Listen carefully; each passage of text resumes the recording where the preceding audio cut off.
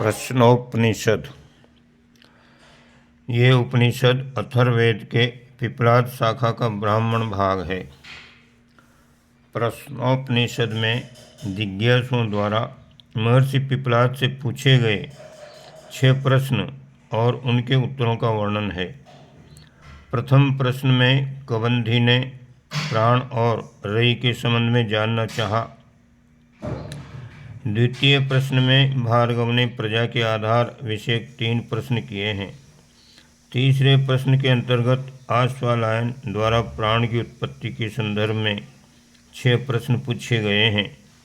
चौथे प्रश्न में गार्ग्य द्वारा जीवात्मा परमात्मा के संबंध में 5 जिज्ञासाएं प्रकट की गई हैं।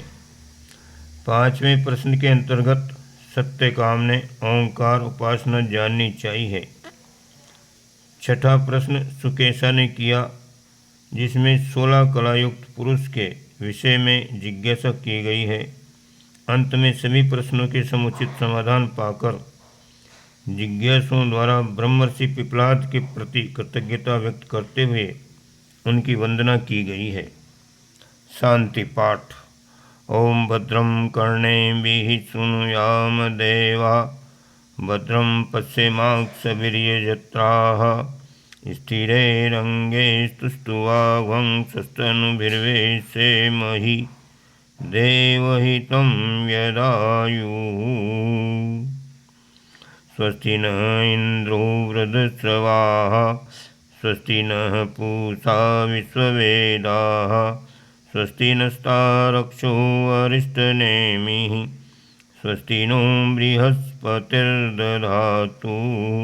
ओम शांति शांति शांति। हे देवों, हम कानों द्वारा कल्याणमय वचनों का श्रवण करें, हम नेत्रों से शुभ दृश्य देखें और सुदृढ़ अंगों से युक्त शरीर वाले होकर आयु पर्यंत देवहित में लगे रहें। इंद्रदेव हमारे निमित्त कल्याणकारी हों, पूषा देव हमारा कल्याण करें, अरिष्ट नाशक गरुड़ देव हमारे लिए कल्याणकारी हों तथा बृहस्पति देव हमारे लिए स्वस्ति प्रदाता हों, त्रिविध तापों का शमन हो। प्रथम प्रश्न। भरद्वाज पुत्र सुकेशा, शिबी पुत्र सत्यकाम, गर्गसुत सूर्यायणी यानी सूर्य का पौत्र, अश्वल पुत्र कौशल्य, विदर्भवासी भार्गव और कात्यायन यानी कत्यवंशी, कबंधी आदि पर ब्रह्म के उपासक और उसके अनुरूप अनुष्ठान में तत्पर 6 ऋषिगण पर ब्रह्म के प्रति जिज्ञासु भाव से हाथ में समिधा लेकर महर्षि पिपलाद के निकट गए। उन महर्षि पिपलाद ने उन आगंतुक ऋषियों से कहा कि आप ब्रह्मचर्य पूर्वक तपस्यारत रहते हुए 1 वर्ष तक श्रद्धापूर्वक यहीं रहें। तत्पश्चात आप अपनी इच्छा अनुसार प्रश्न करें। यदि मैं जानता होऊंगा तो आपको अवश्य ही उनके उत्तर दूंगा। 1 वर्ष पिपलाद ऋषि के आश्रम में निवास करने के बाद कात्यायन कबंधी ने ऋषि पिपलाद के निकट जाकर पूछा, हे भगवान, ये प्रजा किससे प्रकट यानी उत्पन्न होती है? महर्षि पिपलाद ने कहा कि प्रजा की वृद्धि की इच्छा वाले प्रजापति ब्रह्मा ने तप किया। तदंतर उन्होंने रई और प्राण नामक एक युगल उत्पन्न किया और सोचा कि ये युगल ही अनेक प्रकार की प्रजा का उत्पादन करेगा। यहाँ स्पष्टीकरण दिया है, प्राण गति प्रदान करने वाला चेतन तत्व या शक्ति है तथा रई उसे धारण करके विविध रूप देने में समर्थ प्रकृति है। वर्तमान विज्ञान की भाषा में इन्हें चेतना युक्त ऊर्जा, लाइव एनर्जी तथा पदार्थ यानी मैटर भी कह सकते हैं। दोनों के संयोग से ही सृष्टि उत्पन्न होती है। अगला मंत्र है, आदित्य ही प्राण स्वरूप और रई ही चंद्र स्वरूप है। इस विराट विश्व में जो कुछ मूर्त और अमूर्त अर्थात स्थूल एवं सूक्ष्म है वह सब रई ही है अतः मूर्ति ही रई है। यहाँ स्पष्टीकरण दिया है, पृथ्वी पर प्राण संचार का दृश्य स्रोत सूर्य है। सूर्य प्रकाशक यानी प्रेरक है, अस्तु प्राण रूप है। चंद्रमा सूर्य के प्रकाश से प्रकाशित यानी प्रेरित है, अस्तु रई का प्रतीक है। स्थूल सूक्ष्म प्रकृति के सभी घटक रई ही कहे जाते हैं।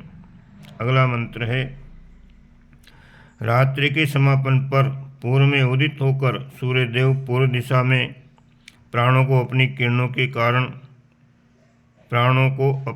में धारण करते हैं। तदंतर वे ही सूर्यदेव दक्षिण पश्चिम उत्तर नीचे ऊपर और दिशाओं के मध्य भागों को भी दीप्तिमान करते हैं और उन सब दिशाओं के प्राणों को अपनी किरणों में धारण करते हैं। वे अग्निदेव ही वैश्वानर अग्नि रूप, विश्वरूप एवं प्राण रूप होकर प्रकट होते हैं। ऋचा यानी वेद मंत्रों द्वारा भी इसी तथ्य की पुष्टि की गई है। अगला 8वां मंत्र है, वे सूर्य रूप, सर्वाधार, रश्मिवान, सर्वज्ञाता, तपोनिष्ठ एवं अद्वितीय हैं। वे सहस्त्रों किरणों वाले सूर्यदेव सैकड़ों रूपों से विद्यमान रहते हुए समस्त प्राणधारियों के प्राण स्वरूप होकर उदित होते हैं। अगला 9वां मंत्र है, एक दृष्टि से संवत्सर ही प्रजापति है तथा उसके दक्षिण और उत्तर 2 अयन हैं। जो लोग अपने अभीष्ट की पूर्ति हेतु कर्मपथ का आश्रय लेते हैं, वे चंद्रलोक को प्राप्त कर आवागमन को प्राप्त करते हैं। ये प्रजा की कामना करने वाले ऋषिगण दक्षिण की और पितृयान मार्ग से गमन करते हैं। ये पितृयान मार्ग ही रई है।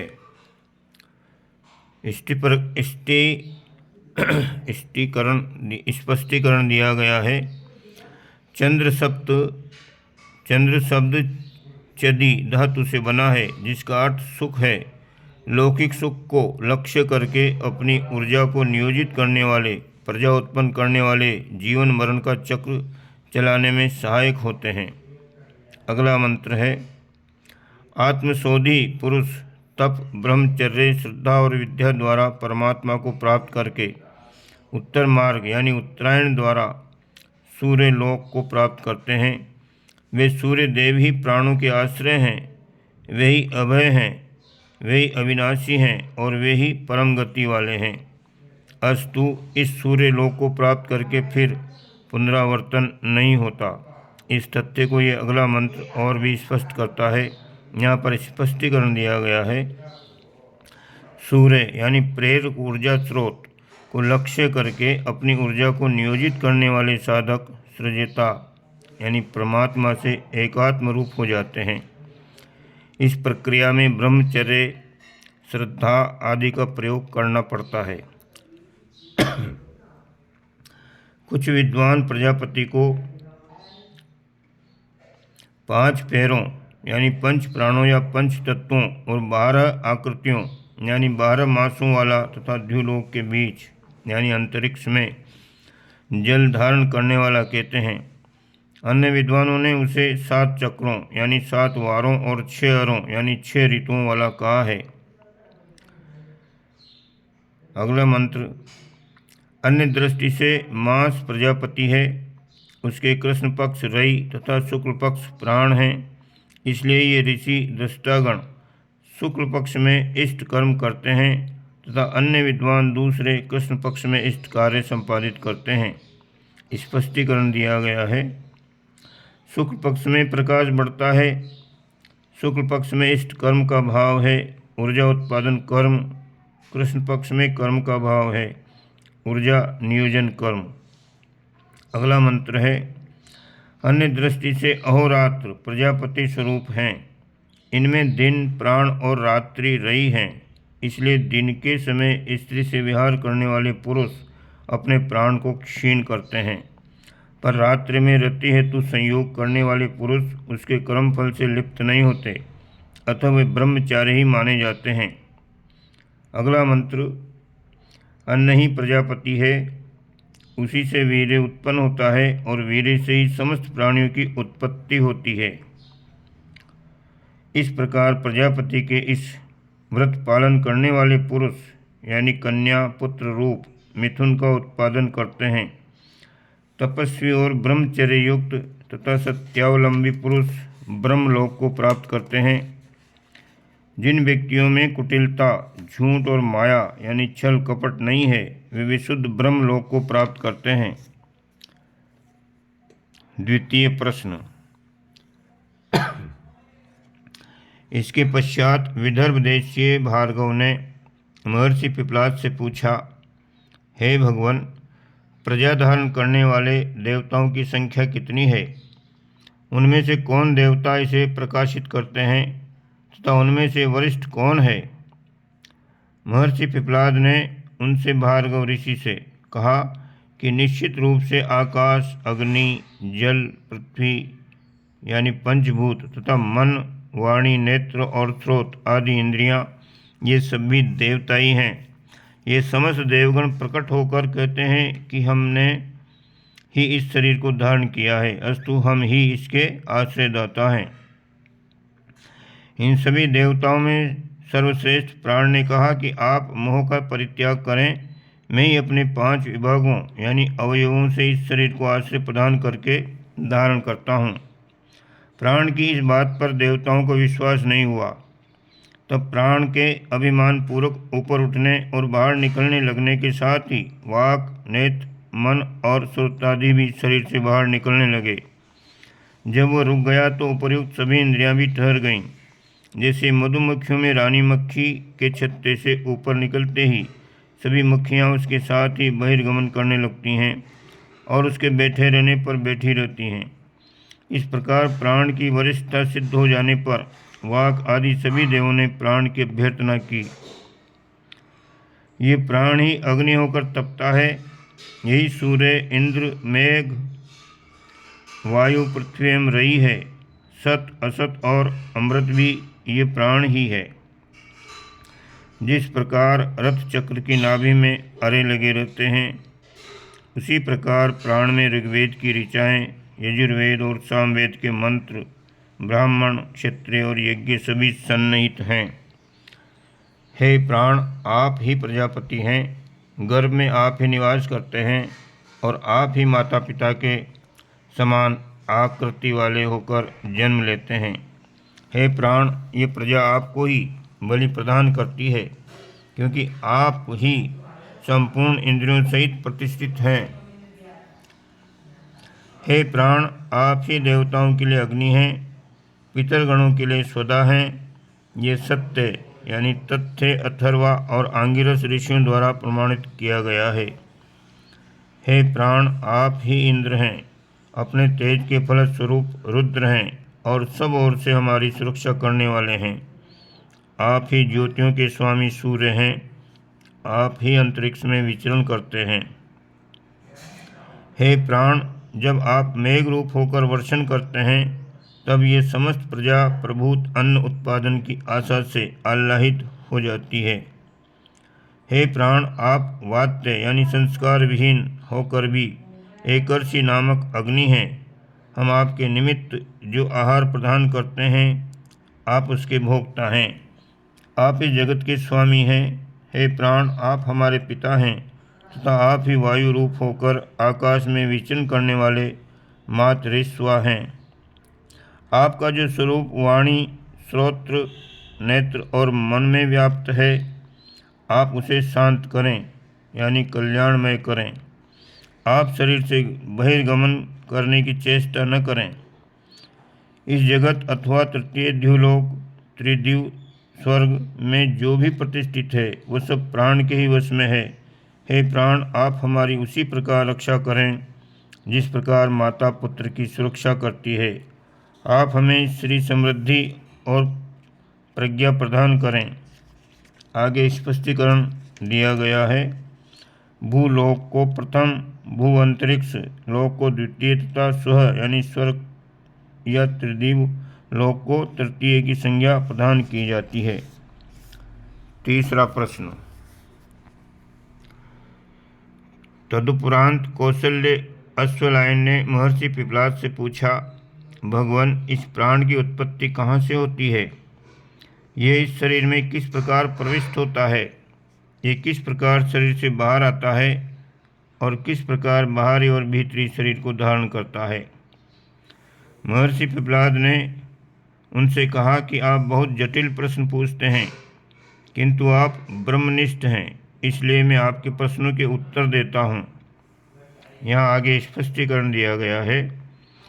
सामान्य रूप से प्राण तत्व की अनुभूति कठिन है, उसकी उत्पत्ति एवं नियोजन का क्रम और भी कठिन है, लेकिन ब्रह्मनिष्ठ उसे समझ सकते हैं, इसलिए महर्षि उनके लिए वो विषय स्पष्ट करते हैं। इस प्राण की उत्पत्ति आत्मा से होती है। जिस प्रकार छाया देहधारी की देह से उत्पन्न होती है अथवा छाया देहधारी के आश्रित है, उसी प्रकार प्राण आत्मा से उत्पन्न होकर उसी के आश्रित रहता है। ये प्राण मन के संकल्प के अनुसार शरीर में प्रविष्ट होता है। जिस प्रकार राजा अपने विभिन्न अधिकारियों को पृथक पृथक ग्रामों में नियुक्त करता है, उसी प्रकार प्राण यानी प्रमुख प्राण अन्य प्राणों को इतर प्राणों इंद्रियों की पृथक पृथक नियुक्ति करता है। वह प्राण स्वयं मुख और नासिका से निकलता हुआ नेत्र और स्रोत में प्रतिष्ठित होता है तथा गुदा यानी वायु एवं उपस्थि इंद्रिय में अपान वायु को नियुक्त करता है। मध्य भाग में समान वायु रहता है, जो अन्न को समानता पूर्वक शरीर के विभिन्न भागों को वितरित करता है। उसी प्राण रूपी अग्नि से 7 ज्वालाओं का प्रादुर्भाव होता है। यह आत्मा प्राणी के हृदय प्रदेश में स्थित हैं। इस हृदय प्रांत में 101 नाड़ियाँ हैं। उन सभी नाड़ियों में प्रत्येक की 100 शाखाएँ हैं और उन सभी नाड़ी शाखाओं में भी प्रत्येक की 72,000 प्रतिशाखाएँ हैं।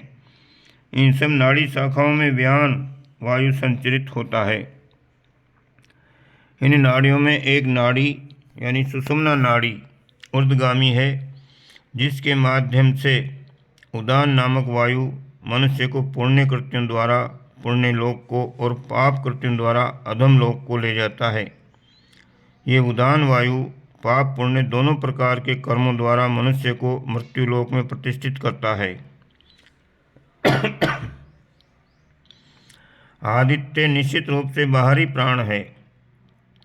ये चाक्षुष यानी चक्षु संबंधी प्राण को अनुग्रहित करता हुआ उदित होता है। पृथ्वी का देवता प्राणी के अपान वायु को आकर्षित करता है। इन दोनों यानी द्यु और पृथ्वी के बीच का रिक्त स्थान यानी आकाश ही समान वायु है तथा बाह्य वायु व्यापकता में यानी आंतरिक व्यान से समानता होने से व्यान है। विश्वविख्यात यानी आदित्य रूपी तेज ही उदान है। जिनका तेजस शीतल हो जाता है, उनकी इंद्रियों का मन में विलय हो जाता है।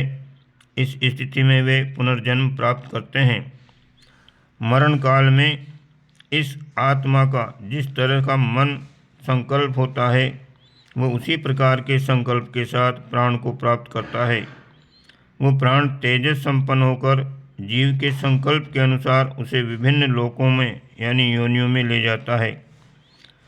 जो विज्ञजन प्राण तत्व को इस प्रकार जानते हैं, उनकी प्रजा वंश कभी विनाश को प्राप्त नहीं होती है और वे अमृत तत्व को प्राप्त कर लेते हैं। ये श्लोक इसी तथ्य का प्रतिपादन करता है। जो मनुष्य प्राण तत्व की उत्पत्ति, आगमन, स्थान, व्यापक तत्व तथा बाहरी और आध्यात्मिक यानी आंतरिक स्थिति के 5 भेदों को भली प्रकार जान लेता है, वह अमर पद प्राप्त कर लेता है। वह निश्चित ही अमर तत्व को प्राप्त कर लेता है। इसके आगे दूसरे पार्ट में हम इसको बताएंगे। इसको यहीं समाप्त करते हैं। ओम शांति।